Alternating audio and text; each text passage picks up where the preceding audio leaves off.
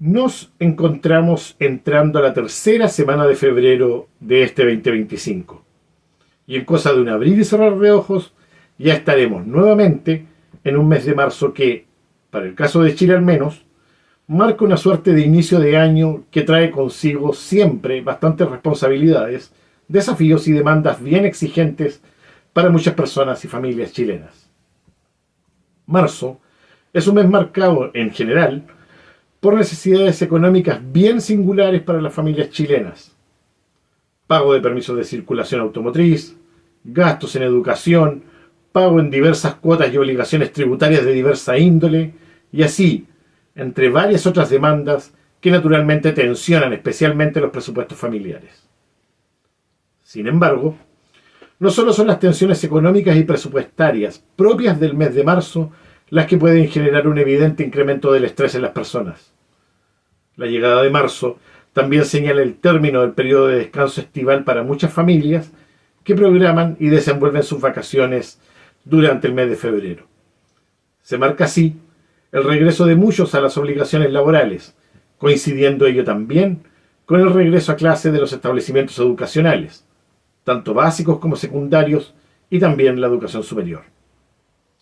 En efecto, al estrés económico propio de las demandas presupuestarias se suma también el evidente estrés que generan ciudades muchas veces congestionadas por el incremento notable de la demanda de tránsito automotor, que puede ser natural y común a esta época, pero que definitivamente no es consustancial con la oferta de infraestructura vinculable en muchas de las ciudades del país. Es en este marco que, por estos días, tomamos nota de una suerte de planificación que las autoridades estarían trabajando para hacer frente al aumento de circulación vehicular en el Gran Concepción. Al respecto, se ha sabido de la propuesta de trabajo en dos líneas de actuación. Una, el aumento de frecuencias del transporte público, y otra, el posible ingreso en horario diferido a clases en los establecimientos educacionales.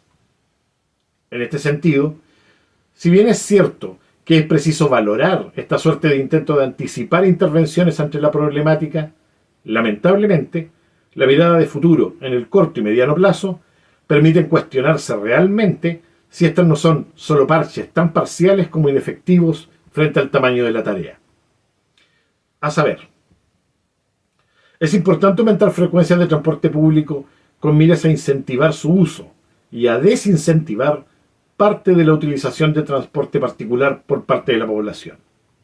Sin embargo, lo cierto es que aumentar la frecuencia solo mitiga, y muy poco, parte del asunto, toda vez que las deficiencias de calidad y seguridad de nuestro transporte público no solo se relacionan a frecuencias, y entonces, aún con mayor disponibilidad, es difícil que muchas familias y personas abunden el uso de su transporte particular.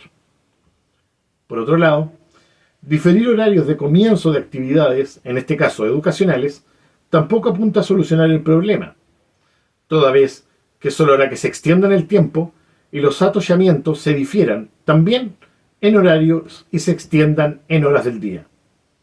En efecto, ya se ha hecho una lamentable costumbre ver cómo ya los días y horas punta de tránsito generador de atollamientos han tendido a desaparecer en algunos puntos y comunas del Gran Concepción, extendiendo los atascos a prácticamente toda hora del día.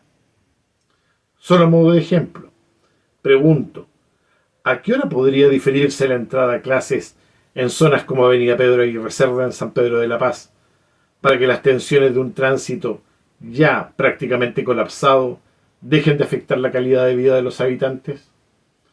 ¿No es acaso en esa misma zona donde la infraestructura es compartida por el transporte público y privado?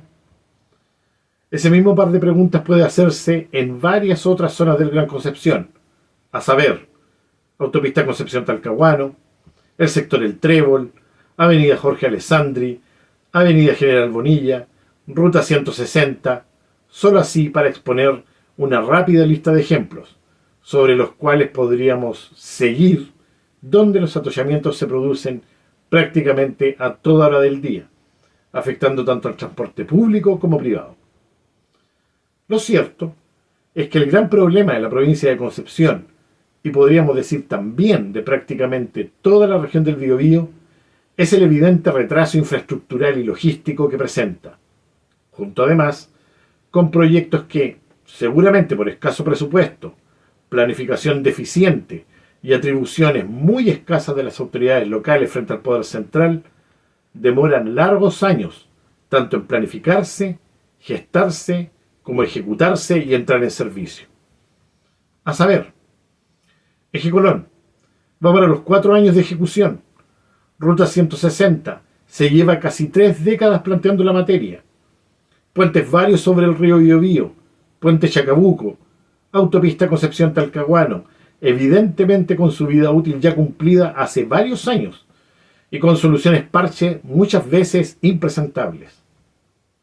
¿Qué decir de la conectividad de territorios insulares del Biobío o zonas cordilleranas? ¿Y el puente Perales de Talcahuano? Impresentable tener que esperar largos años para que se apruebe un proyecto de una envergadura bastante acotada, pero clave y estratégica para la conectividad y calidad de vida de miles de habitantes. Impresentable también que una vez aprobado el proyecto y anunciado el inicio de obras, transcurran larguísimos meses donde bien poco se avanza en esas mismas obras. Lo mismo pasa con una serie de otras obras en ejecución, que tardan largos meses y hasta años en terminarse para ponerse al servicio, cuando ya hay suficiente experiencia y avance tecnológico en el mundo que demuestra ser capaz de acelerar mucho más la ejecución de obras de construcción. En fin, gestión y planificación muy deficiente, inversión insuficiente y un centralismo exacerbado que afecta seriamente la calidad de vida.